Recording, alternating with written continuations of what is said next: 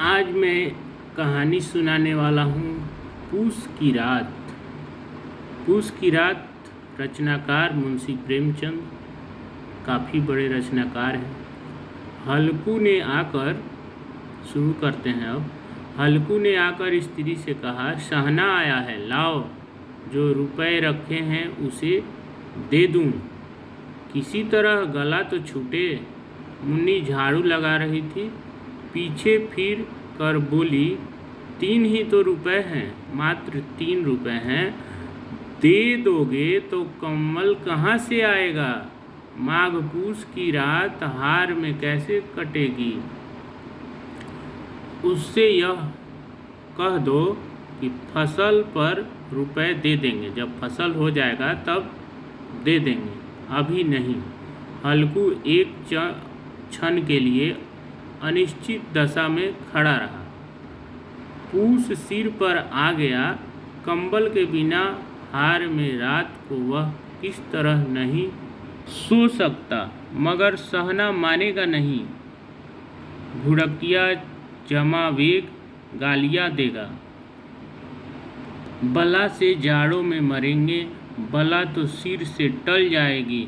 यह सोचता हुआ वह अपना भारी भरकम ढील ढाल लिए हुए, जो उसके नाम को झूठा सिद्ध करता था, तिरी के समीप आ गया और खुशामद करके बोला, ला दे दे, गला तो छूटे, कंबल के लिए कोई और दूसरा उपाय सोचूंगा। मुन्नी उसके पास से दूर हट गई और आंखें तरेरती हुई बोली, कर चुके दूसरा उपाय, जरा सुनूं कौन सा उपाय करोगे? कोई खैरात दे देगा, कंबल न जाने कितनी बाकी हैं, जो किसी तरह चूकने में ही नहीं आती। मैं कहती हूँ तुम क्यों नहीं खेती छोड़ देते, मर मर कर काम करो, उपज हो तो बाकी दे दे। चलो छुट्टी हुई, बाकी चुकाने के लिए ही तो हमारा जन्म हुआ है। पेड़ के लिए मजदूरी करो, पेट के लिए मजदूरी करो, ऐसी खेती से बाज आए। मैं रुपए न दूंगी। हल्कू उदास होकर बोला, तो क्या गाली खाऊं? मुन्नी ने तड़प कर कहा, गाली क्यों देगा, क्या उसका राज है? मगर यह कहने के साथ ही उसकी तनी हुई भवें ढीली पड़ गईं। हल्कू के उस वाक्य में जो कठोर सत्य था, वह मानो एक भीषण जंतु की भांति उसे घूर रहा था। उसने जाकर आले पर से रुपए निकाले और लाकर हल्कू के हाथ पर रख दिए। फिर बोली, तुम छोड़ दो अब की से खेती, मजूरी में सुख से एक रोटी खाने को तो मिलेगी, किसी की धौंस तो न रहेगी। अच्छी खेती है, मजूरी करके लाओ, वह भी उसी में झोंक दो, उस पर से धौंस। हल्कू ने रुपए लिए और इस तरह बाहर चला गया, मानो अपना हृदय निकाल कर देने जा रहा है। उसने मजूरी से एक एक पैसा काट कर 3 रुपए कंबल के लिए जमा किए थे। वो अब निकले जा रहे थे।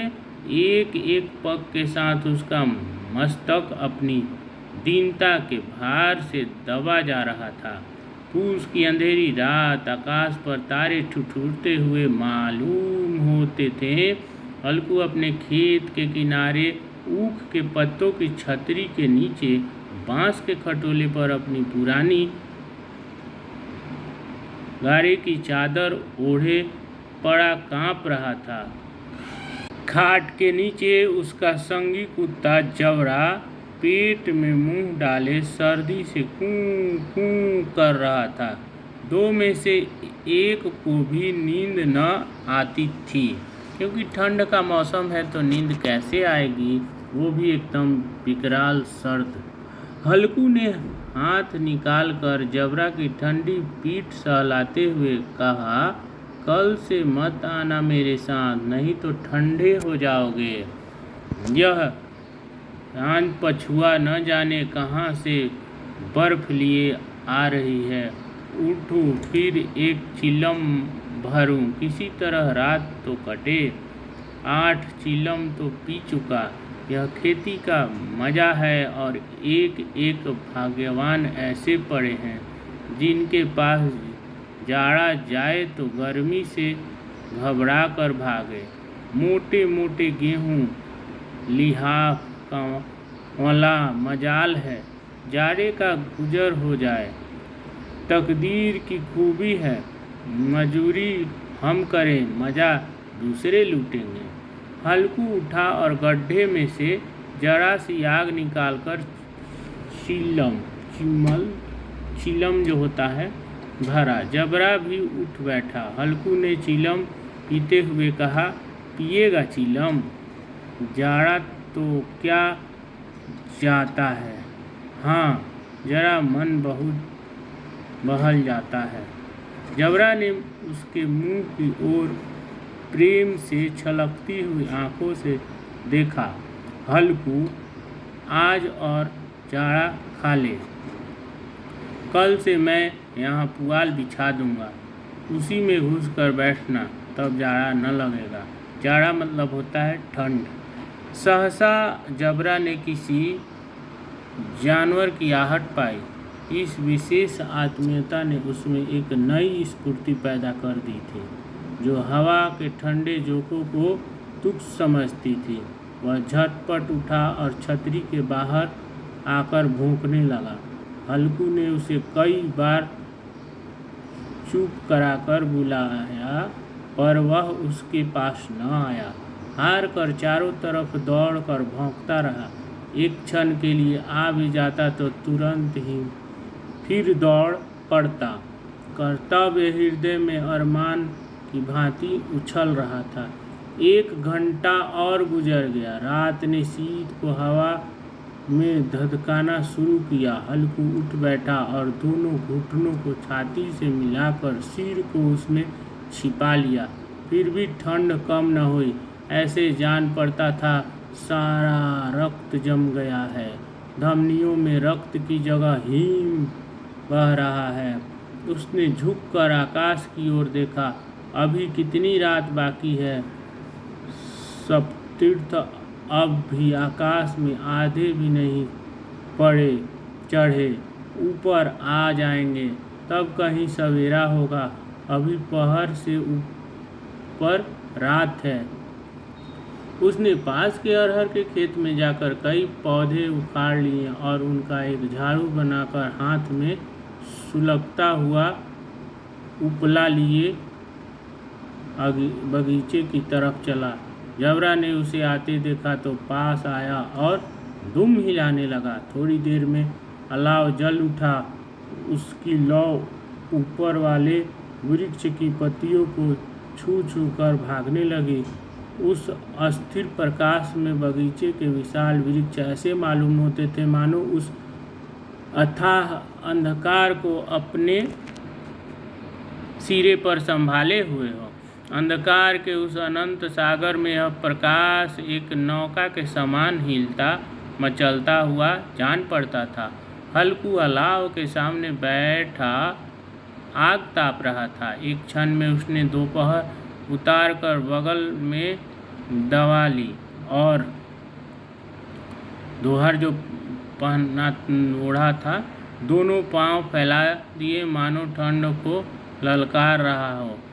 तेरे जी में जो आए सो कर। ठंड की असीम शक्ति पर विजय पाकर वह विजय गर्व को हृदय में छिपा न सकता था।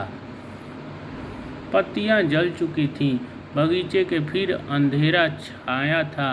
राख के नीचे कुछ कुछ आग बाकी थी, जो हवा का झोंका आ जाने पर जाग उठती थी, पर एक क्षण में फिर आंखें बंद कर लेती थी। हल्कू ने फिर चादर ओढ़ी ली और गर्म राख के पास बैठा एक गीत गुनगुनाने लगा। उसके बदन में गर्मी आ गई थी कि ज्यों ज्यों शीत बढ़ती जाती उसे आलस्य दबाए लेता था।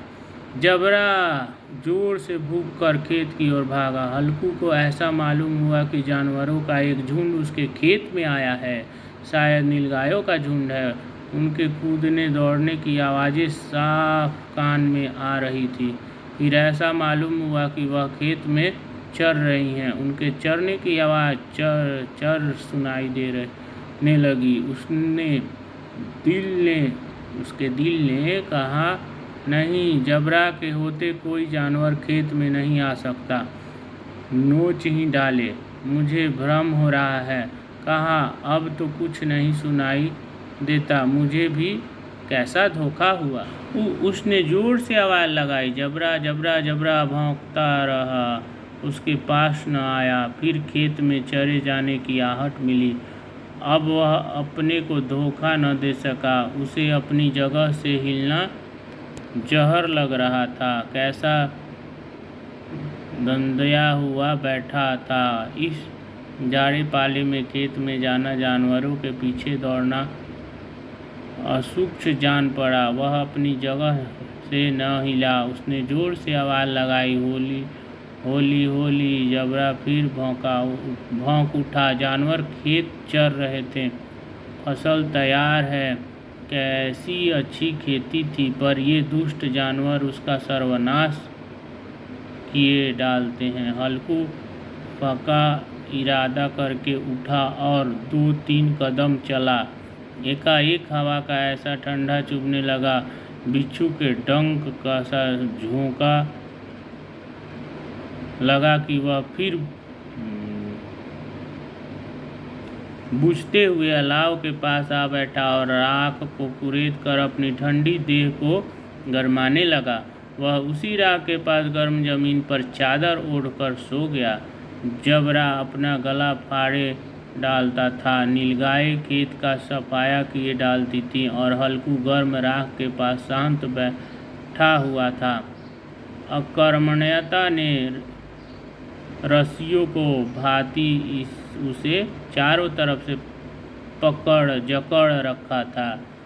सवेरे जब उसकी नींद खुली तब चारों तरफ धूप फैल गई थी और मुन्नी कह रही थी कि क्या आज सोते ही रहोगे तुम। यह आकर रम गए और उधर सारा खेत चौपट हो गया। सवेरे जब उसकी नींद खुली तब चारों तरफ धूप फैल गई थी और मुन्नी कह रही थी, क्या आज सोते ही रहोगे तुम। यहीं आकर रम गए और उधर सारा खेत चौपट हो गया। हल्कू ने उठकर कहा, क्या तू खेत से होकर आ रही है। मुन्नी बोली, हाँ, सारे खेत का सत्यानाश हो गया। भला ऐसी भी कोई सोता है। तुम्हारे यहाँ मड़ैया डालने से क्या हुआ। हल्कू ने बहाना किया, मैं मरते मरते बचा, तुझे अपने खेत की पड़ी है। पेट में ऐसा दर्द हुआ कि मैं ही जानता हूँ। दोनों फिर खेत की ओर दौड़ गए। देखा सारा खेत रौंदा पड़ा हुआ है और जबरा मड़ैया के नीचे चित लेटा है, मानो प्राण ही न हो। दोनों खेत की दशा देख रहे थे। मुन्नी के मुख पर उदासी छाई थी, पर हल्कू प्रसन्न था। मुन्नी ने चिंतित होकर कहा, अब मजूरी करके मालगुजारी भरनी पड़ेगी। हल्कू ने प्रसन्न मुख से कहा, रात की ठंड में यह सोना तो न पड़ेगा। साभार प्रेमचंद्र की सर्वश्रेष्ठ कहानियों में से एक है। न रहेगा बांस और न बजेगा बांसुरी।